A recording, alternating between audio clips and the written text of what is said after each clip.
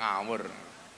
Pak Kapolda telepon saya, Gus izin, yang bersangkutan kita tangkap. Loh, kenapa izin sama saya? Kebetulan Pak Kapolda ini sahabat saya lama. Kalau karena ya Gus Dukun, walaupun saya dulu juga pernah dianggap sebagai Gus Telek. Dasar Miftah Gus Telek, ora apa-apa. Telek iki sakti kok. Buktine apa? Ora ana wong ngani ngidak-ngidak telek, ora ana. Sapa sing wani? Bahkan kok ana wong Sidoarjo ngidak telek dingklang, yakin aku. Ando telek. Ya kuwi lah belajar lah lele, santri-santri juga begitulah. Kalau toh harus viral, mbok viral lah dengan prestasi bukan sensasi.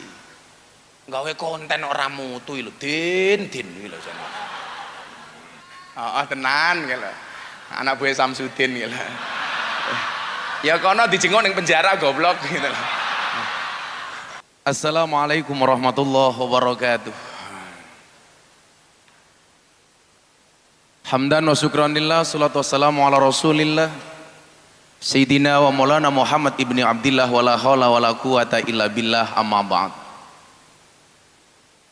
Hadratal muhtaramin, para masyayikh, para kiai, para habaib, wabil khusus Abah Ali. Satu kalimat yang populer dan masyhur dari Abah Ali. Capres yang paling pinter Anies.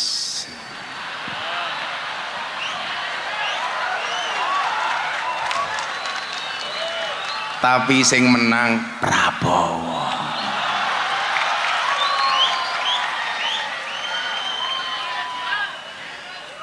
Kalau melihat dari kalimat itu, kita tidak perlu meragukan kewalian seorang Gus Ali. Karena ittaqu firasyatal mu'min fa innahu yang dzuru binurillah. Yang saya cintai, Habib Idin, saya punya kalimat untuk beliau.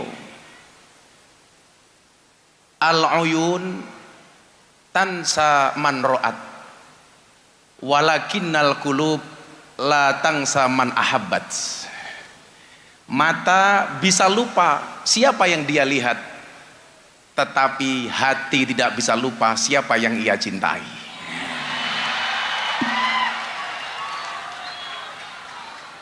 Kalau rasa cinta saya kepada dzurriyyah Pekalongan itu sudah la syakka fih, tidak ada keraguan. Wabil khusus kepada Habib Idin saya sampaikan, Habib, cintaku padamu seperti air kencing di dalam kolam renang. Maksudnya apa? Wujudnya tidak nampak tapi hangatnya bisa dirasakan.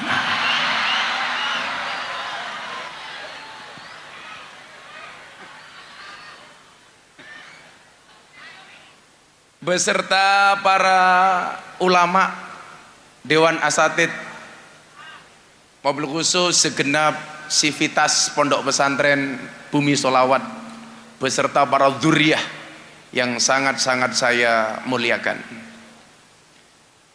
Para pejabat yang berkenan hadir dalam semua tingkatannya, terima kasih. Walaupun sudah bukan musim kampanye, masih mau datang. Karena biasanya ngundang mereka itu repot. Makanya kemarin pas pemilu kalau saya dikasih es teh itu tidak, kalau ada gulanya tidak pernah saya aduk. Supaya apa? Supaya manisnya di akhir. Karena kalau manisnya di awal sudah biasa, kayak cangkeme caleg.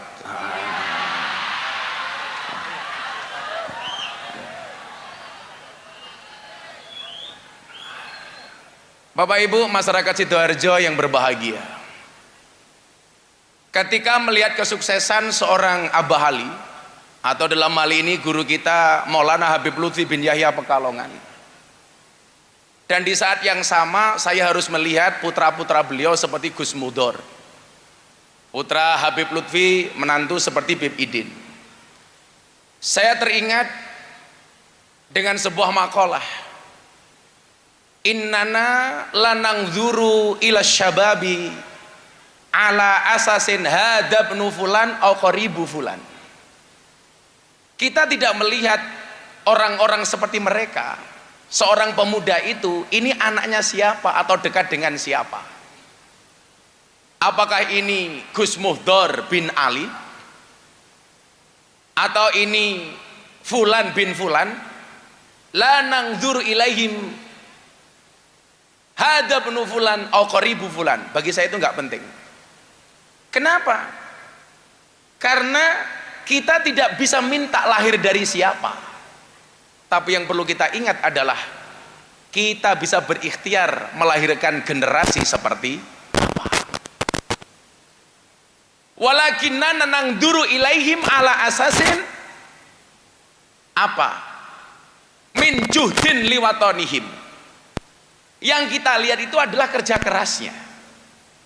Maka disitulah kemudian kita butuh simplifikasi, kita butuh karakter. Kayak Habib Idin ini pinter beliau, mau bersaing dengan kealiman Habib Lutfi berat, makanya mengambil jalur dakwah sholawat. Soalnya kon ngalim kaya morotua nih, abot Bib, abot gitu loh. Sehingga apa? Daripada bersaing di wilayah dakwah seperti Habib Lutfi itu tidak mampu, maka sholawatan baik. Karena kalau harus sama-sama dakwah seperti Habib Lutfi, saingannya abot, rugi dong.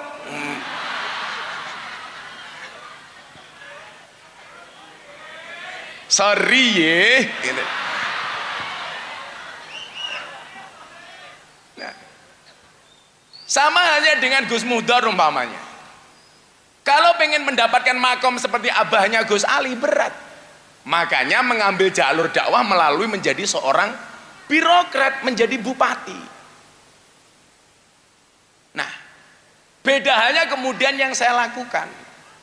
Saya ini terlahir dari bapak kiai deso, walaupun mbah saya juga kiai top. Ya, kalau Anda meragukan apa yang saya sampaikan silahkan. Tabayun kepada Habib Lutfi. Saya terlahir dari kiai deso, bapak saya cuma kiai manakib, kiai langgar, kiai musola, sing ngurusi yasinan, yang istilah saya kiai kampung. Tetapi di situ kemudian ada semangat yang saya mengatakan apa? Satut fanu mahman kanat kimatuka. Engkau akan dikubur betapa mahalnya dirimu. Semuanya akan dikubur. Betapa mahalnya dirimu. Wasatungsa mahmad balahot makanatuka, dan orang akan melupakan seberapapun tinggi derajatmu, dilaleke. Makanya kemudian atas hal itu apa? Lidzalika utruk asaron jamilan. Untuk itu tinggalkanlah bekas yang baik. Wa amalan solihan, dan amal yang soleh. Maka saya sering bilang, gajah mati meninggalkan gading, harimau mati meninggalkan belang, Bapak Ibu Sidoarjo mati meninggalkan utang. Di situ kemudian yang memicu saya, ketika tahun 2000 pertama kali saya sowan Habib Lutfi, beliau mengatakan apa? Waktu itu saya ingat betul yang disampaikan oleh Abah Lutfi kepada saya ketika membahas soal nasab. Wasyarul alamina dawul humuli idza fa'akhortahum dzakarul jududa. Le, tak kandani le. Habib Lutfi itu waskito. Sejak saya miskin nggak punya apa-apa, saya sudah dipanggil juragan. Saya datang dari jauh, beliau langsung manggil, juragane teko. Padahal saat itu saya miskin kuadrat. Walaupun mbah saya sebenarnya kaya 7 turunan. Problemnya saya keturunan nomor 9.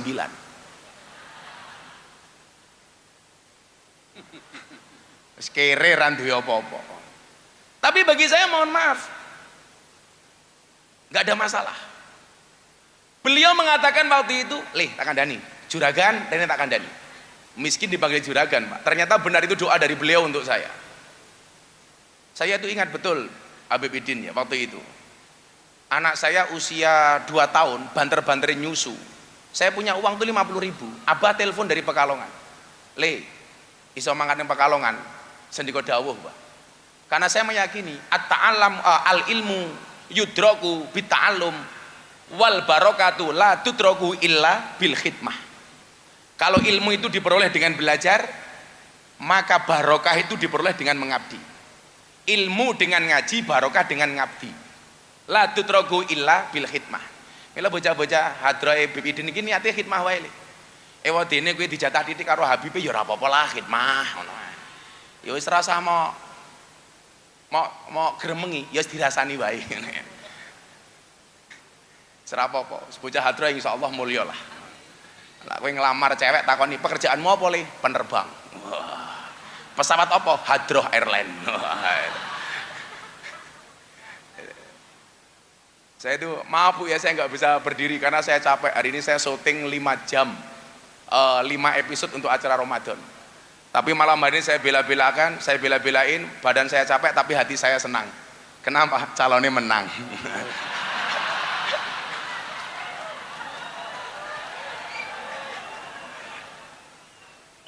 Nah, saat itu saya ingat betul Abah, ditelepon sama Pak Lutfi, "Le, mangkat di Pekalongan." "Nggih, Bah, sendiko. Saya punya uang 50.000 coba." Anak saya nangis gak punya susu. Susunya waktu itu Morinaga Bu. Pilihannya 2. Saya berangkat harus menggunakan uang ini sowan Habib Lutfi, atau saya beli susu untuk anak saya nggak bisa sowan. Saya nggak punya motor. Akhirnya saya bilang sama istri saya, "Beb, izinkan saya pergi ke Pekalongan sowan Abah." "Nggih, Bah. Soal susu anak, orang mungkin anak mati mergo telat ngombe susu. Sak ngamuk-ngamuknya anak telat ngombe susu, luweh ngamuk yen sing telat bapake."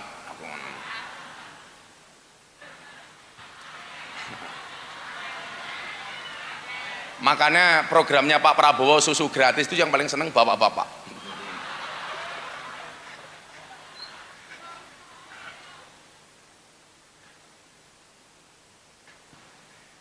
Akhirnya saya sowan.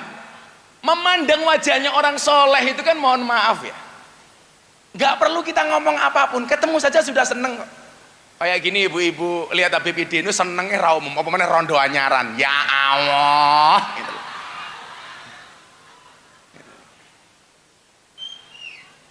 Jam 12 malam saya pulang, sampai rumah anak saya nangis. Saya cuma bilang sama Abah doakan anak di rumah mudah-mudahan baik-baik saja. Ya selesai. Saya pulang, mau masuk kamar tuh malu deh, karena nggak kuat beli susu. Jam 12 malam anak saya nangis karena nggak ada susu. Akhirnya malam itu saya berbagi susu dengan anak saya.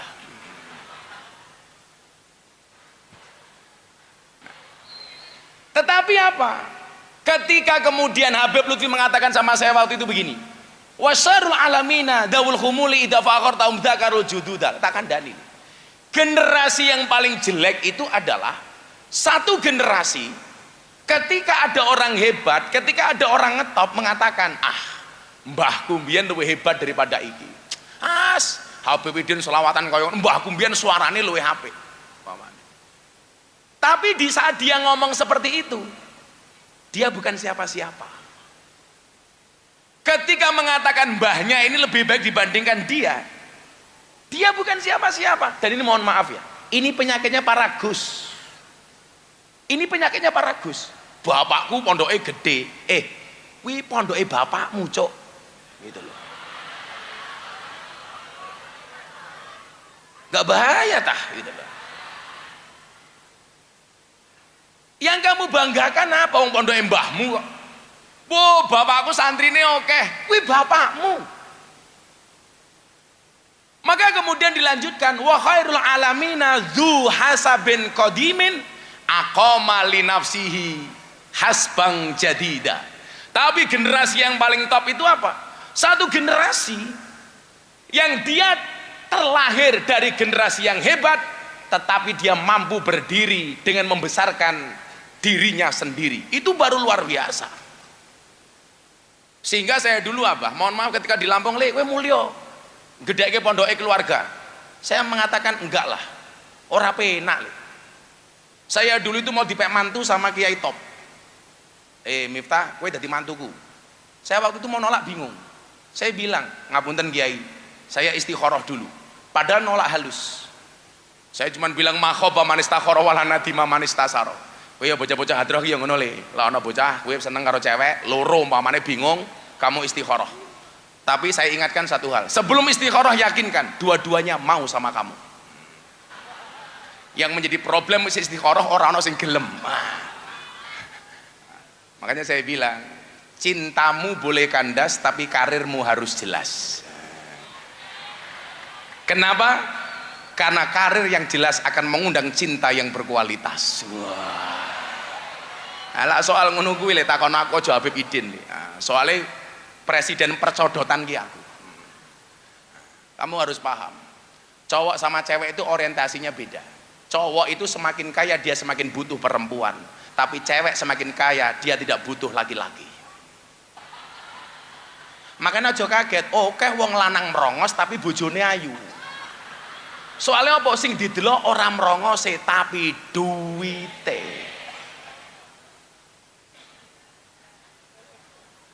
Saiki wong lanang ki ra penting. Mbok-mbok kuwi lho tak kandhani. Bojo isuk tangi turu langsung kon minggat golek duit.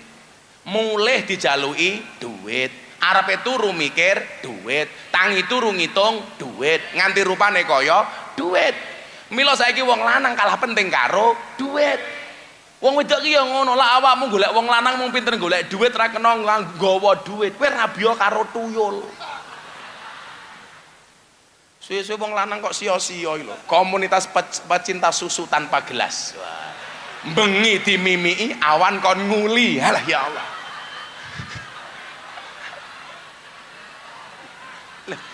Aku ki lak ngomong bab susu ki madhabe Gus Ali. Apa awakmu ra kelingan syaratnya warung laris kuwi kudune pelayane susune iso dicantoli peci.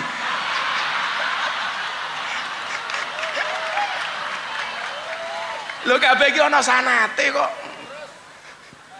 Isih kelingan apa mboten? Andane.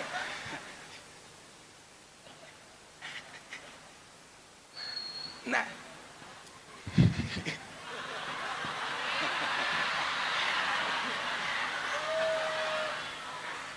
Tapi ya ora apa-apa le. Wong lanange kaya soda. Lah ketemu susu pasti gembira. Gus Asmi rong paham, Gus Asmi rong paham.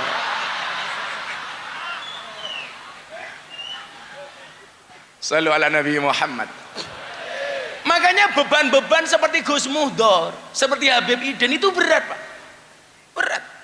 Karena membawa nama besar sesepuhnya. Berat. Maka ketika saya diminta untuk memberikan prakata untuk acara manakib mbah saya umpamanya di Tegalsari, yang kemarin Gus Bahak ke sana. Jadi Gus Bahak kemarin datang ke Tegalsari tanya, nasabe Gus Miftah teng Tegalsari niku kados pundi? Disampaikan. Oh, nggih, leres. Saya malu ketika harus berbicara karena dalam acara manakib itu pasti di dalamnya haul itu di dalamnya pasti apa boleh wayut karufihi manakibul mutawaffa, disampaikan manakibnya orang yang dihauli yang mati. Lah kalau saya menyampaikan bahasa saya stres no. Oh mbahku wong top. Jadilah kaya Habib Idin ini umpamanya jelas sampai Kanjeng Nabi nasabnya mesti hafal. Lah problemnya orang Jawa itu kan kadang sampai mbah wis lali, Bang. Okay. Saya alhamdulillah sampai mbah saya nomor 18, saya masih ingat. Yang dari salah satu jalurnya itu nanti ketemu dengan Mamah Salmah, istrinya Habib Lutfi. Maka saya itu kalau dihitung menurut Abah itu adik keponakan Mamah Salmah. Maka seharusnya Habib Idin itu memanggil saya Ami. Oh, macam-macam, Beb, macam-macam. Ya lah Habib Idin minimal mazyae ganteng, suarane apik lah, minimal lah kentir menang aku. Karena saya punya prinsip kullu syai'in idza kasura rahusa illal adaba. Segala sesuatu itu kalau jumlahnya banyak pasti murah kecuali adab. Makanya kalau pengen mahal gampang, jadilah yang sedikit. Karena barang itu kalau sedikit langka, kalau langka pasti antik, kalau antik harganya mahal. Kiai itu banyak, tapi sing ngurusi lonte jarang. Sopo Gus Miftah, berarti Gus Miftah kiai larang goblok gitu.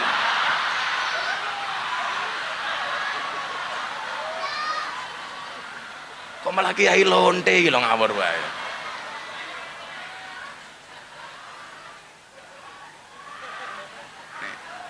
Saya didik meneh. bare dilanjut ke Bib Idin wae. Aku seneng, saya itu udah sama Bib Idin itu udah bertahun-tahun, tapi saya jarang banget ngaji sepanggung sama beliau.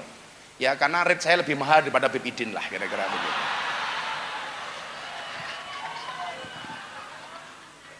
Sorry ya, gitu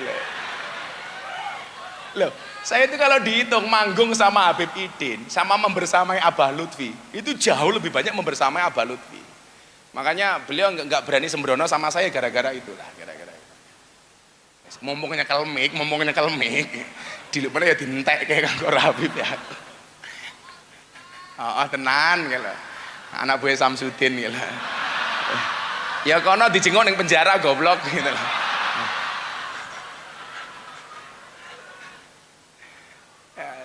Ya aku lah belajar lah lele, santri-santri juga begitulah. Kalau toh harus viral, mbok viral lah dengan prestasi bukan sensasi. Gawe konten orang mutu lho, din lho jane.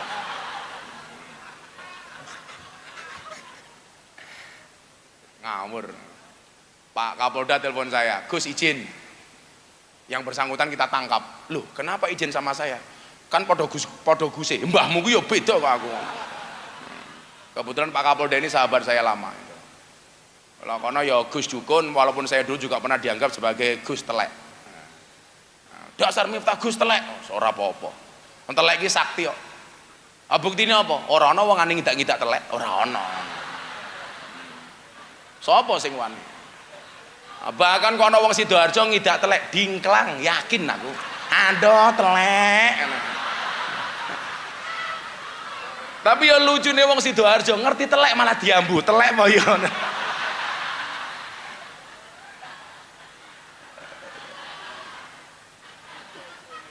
Nah, jadi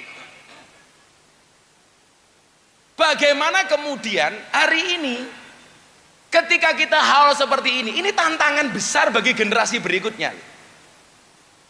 Ini abot untuk melahirkan orang seperti Abah Ali ini. Belum tentu 100 tahun ke depan momennya muncul loh momen. Maka kalau saya itu Beb ya, semakin banyak orang viral, bagi saya semakin seneng. Minimal beban dakwah kita itu bisa ya orang viral mergo tukar bojo goblok gitu, masa ya. Kalau banyak orang viral di kalangan anak-anak muda Nahdlatul Ulama, ini bagi saya kabar gembira. Sehingga banyak pilihan gitu loh. Toh falikuli syai'in maziyah. Mbok kayak apapun saya itu disuruh sampai ke makomnya Bib Idin nggak mungkin bisa lah, nggak mungkin mampu. Tetapi juga sebaliknya, Bib Idin kan blusukan yang lokalisasi kayak aku, yo nggak akan mampu, gitu. Nggak akan mampu. Apalagi kalau mau Ramadan begini Bib, saya itu punya, kalau Abah Lutfi itu kan torikonya bangun makam. Kalau saya itu torikonya bagi mukena untuk mbak-mbak purel, untuk mbak-mbak begenggek. Kalau tretes sudah. Kemarin saya bagi mukena di tretes 580 mukena. Akhirnya Ramadan mereka terawih menggunakan mukena dari Gus Miftah. Rampung terawih, yo kerja meneh, subhanallah.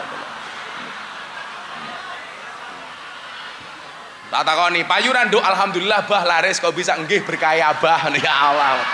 Lambene Allah.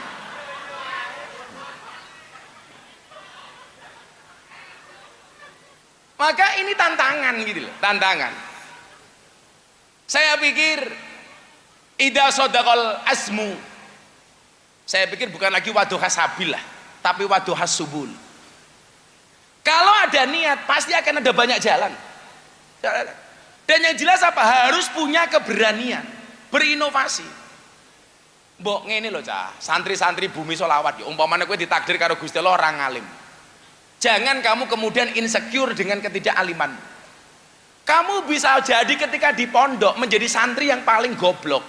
Tetapi begitu pulang ke kampungmu menjadi santri yang paling pinter. Soalnya apa? Sak kampungmu ra ono sing mondok kecuali awakmu. Loh, paling pinter. Kalau saya itu nggak insecure Pak. Maka dulu ketika saya dihujat habis-habisan dalam banyak hal lah. Saya itu kan kadang-kadang heran dengan ahli ibadah itu. Ahli ibadah itu pandai menyebut nama Tuhannya, tapi juga pandai membicarakan aib saudaranya. Banyak ahli ibadah yang tidak bisa menjaga lidah. Dia banyak memuji Tuhannya, tetapi tidak bisa menjaga lisannya. Kalau kayak saya dirasani macam-macam itu, saya bisa tetek. Karena apa? Berlandaskan dua hal. Ada dua yang saya bahas. Kenapa dua? Karena yang menang dua. Oke, oke gas itulah. Yang pertama, yang menjadikan saya kuat, walaupun dulu Habib Idin tahu ya, Habib Lutfi itu orang yang salah satu membela saya pertama kali ketika saya di klub malam dan di lokalisasi. Karena yang memberikan izin ke sana juga beliau. Waktu saya dihujat, dasar Miftah penjual agama di tempat lokalisasi. Waktu itu jawaban Abah tuh begini, Miftah ki bengkel. Sing jenenge wong bengkel itu kadang-kadang kotor. Ya kadang-kadang mambu oli, kadang-kadang kena gemuk, kadang-kadang kena minyak. Kalau saya mengisyaratkan apa? Mengibaratkan. Ibarat orang sholat di masjid, Le. Kui ono sing ngadan, ono sing pujian, Pak Tarom ndang mangkat, cangkemku wis meniren. Nah, saiki viral kuwi. Kui ono sing ngimami, ono sing sholawatan, ono sing tahlilan, ono sing dibaan, ono sing manakipan. Posisi Miftah di mana? Saya bilang, silakan Anda yang adzan, silakan Anda yang ngimami, silakan Anda yang khutbah. Posisi saya sebagai pembersih WC dan toilet. Karena saya meyakini, sak khusuk-khusuke awakmu sholat ning masjid, lak WC-ne mambu, kuwi ora bakal khusyuk. Jadi tugasku tak ngepel WC wae, jenengan ngrungokke sholawatane Habib Idin itu. Saya mohon maaf, tak ngresiki WC wae. Kenapa kok kemudian saya tahan dikritik itu? Ini untuk adik-adik saya santri loh. Nduk, tak kandani, jilbab-jilbab hijau kayak. Mudah-mudahan besok bojomu kiai. Amin.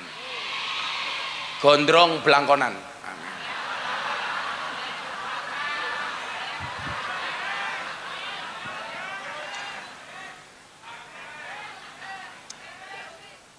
Enggak lah, saya itu nggak akan menyakiti hati perempuan karena saya tahu filosofinya perempuan. Perempuan itu mampu menyembunyikan rasa cintanya selama 30 tahun. Tetapi perempuan tidak mampu menyembunyikan rasa cemburunya walaupun cuma sesaat. Nah, itu perempuan. Awak mengerti sebabnya apa, Le? Karena asal kata perempuan itu sama dengan asal kata cermin. Perempuan itu bahasa Arabnya mar'atun, cermin itu bahasa Arabnya mir'atun. Kenapa perempuan itu seperti cermin? Karena kalau hatinya sudah pecah, tidak akan pernah utuh kembali. Nah.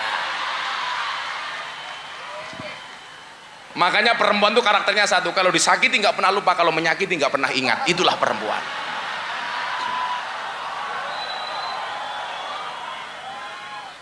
Makanya sak kondang-kondangnya Habib Idin ora mungkin wani karo bojone, ora mungkin. Lak ning panggung ning omah ketemu bojone ya iya mama.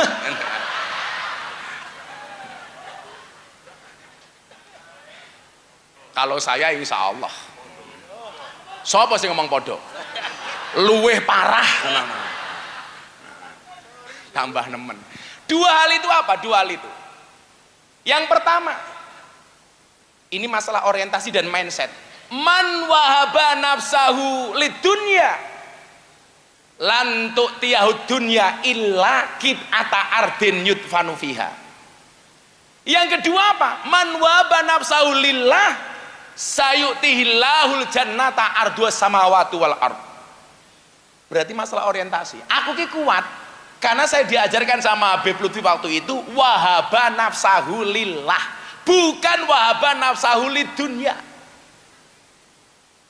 Karena kalau wahaba nafsahu lidunya menyerahkan dirinya untuk dunia, lan tu'tiyahu dunya illa qit'ata ardin. Dia tidak akan pernah mendapatkan dunia kecuali hanya secuil saja. Bahkan apa? Secuil tanah itu yudfanu fiha, yang akan menguburkannya. Makanya saat ini nyuwun sewu. Karena orientasinya dunia, ya mohon maaf Le, menghalalkan semua cara. Mau maju, saya siap menang, saya siap kalah. Begitu kalah, ora percaya. Kamu percaya suara saya segitu?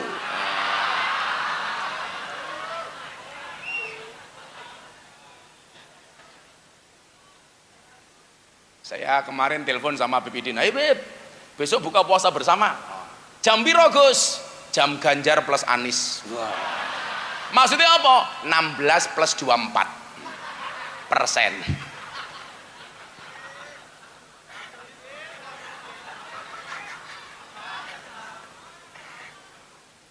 Wis rampung. Kalau yakin kok.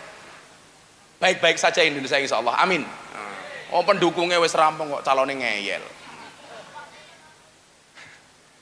Kemudian kalau kita mau kuat, jangan wahaba nafsahu lidunya, tapi apa? Wahaba nafsahu lillah. Aku wis pasrah li. Milo saya bilang, kalau ada orang menjelek-jelekkanmu, senyumin saja, berarti kamu baik. Karena kamu baik, maka kamu dijelek-jelekkan. Kalau kamu direndahkan, kamu tersenyum. Kenapa? Berarti kamu tinggi. Makanya kok ada orang membaik-baikkan dirinya, pasti dia jelek. Sing ana kuwi le, wong susah ngrasani wong seneng. Ora ana wong seneng ngrasani wong susah. Sing ana kuwi wong gagal ngrasani wong sukses. Ora ana wong sukses ngrasani wong gagal. Di mana-mana ki yang sombong biasanya yang menang. Lah iki sing kalah malah kemelinti gitu loh. Yang ada itu yang di bawah ngerasani sing di atas, bukan yang di atas ngerasani yang di bawah. Ono iki awakmu ngerasani Pak Prabowo, orang mungkin Pak Prabowo ngerasani awakmu. Maka kemudian apa?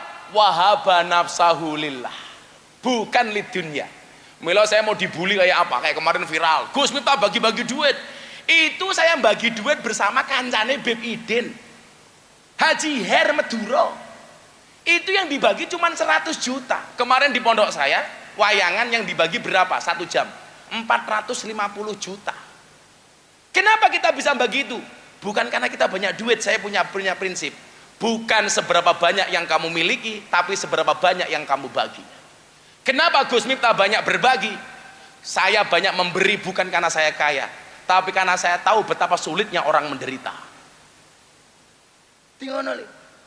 Kenapa kemudian terjadi wahaba nafsahu lillah? Bukan lidunya. Kalau lidunya orang terima, kalah ra trimo, menghalalkan semua cara, ditulung malah mentung. Makanya saya punya peribahasa, at-imil kalba salasa ayamin sayat kuruka fi salasi sanawatin, wat imin nas salasa sanawatin sayang saka fi salasi ayamin. Berikanlah makan kepada anjing 3 hari, dia akan mengingatmu selama 3 tahun. Tapi berikanlah makan kepada manusia 3 tahun, dia akan melupakanmu selama 3 hari. Diwenehi mangan 3 tahun menungso ki lali 3 dino, asu ke dipakani 3 dino, kelingan 3 tahun. Maka itulah yang sering saya bilang, kalau di Amerika anjing itu seperti teman, tapi di Indonesia banyak teman seperti pun ngoten mawon Abah. Saya terima kasih diakui sebagai muridnya Abah Ali. Abah Ali ini termasuk orang yang mendoakan istri saya selain Habib Lutfi ketika istri saya divonis kanker. Istri saya divonis mati dalam waktu 2 tahun oleh dokter. Yang saya mintai doa waktu itu yang pertama Habib Lutfi, yang kedua Abah Ali. Dan alhamdulillah hari ini istri saya dinyatakan bersih dari kanker atas doa guru-guru kita seperti ini. Maka kita hanya minta kepada Allah, mudah-mudahan guru-guru kita seperti Habib Lutfi, seperti Abah Ali, seperti Yaidah Ploso, mudah-mudahan dijaga usianya oleh Allah, dipanjangkan umurnya dalam kebaikan dan kemanfaatan. Akhirnya manusia itu seperti buku, ada yang menipu kita dengan sampulnya, tapi juga ada yang mengejutkan kita dengan isinya. Terima kasih. Assalamualaikum warahmatullahi wabarakatuh. Waalaikumsalam warahmatullahi wabarakatuh. Dihaturkan beribu-ribu terima kasih kepada beliau. Tepuk tangannya untuk Gus Miftah saudara semuanya.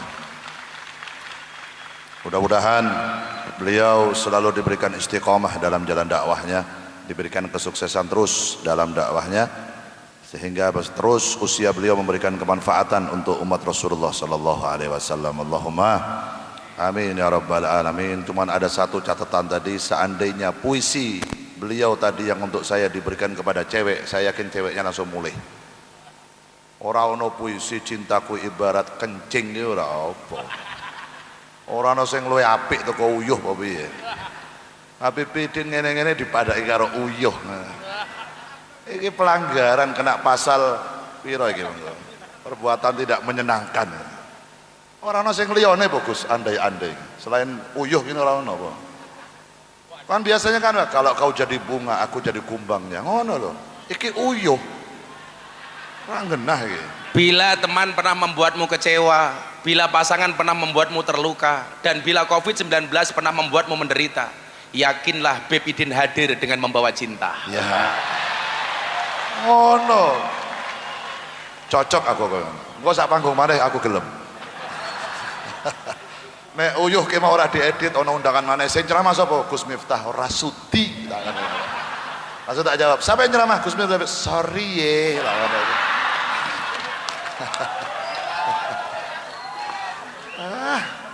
Masya Allah, beliau ini salah satu ulama muda, salah satu gus muda yang berhasil dalam menerapkan ilmu dakwahnya. Beliau ngingetan niki cara dakwah yang memang banyak berbeda.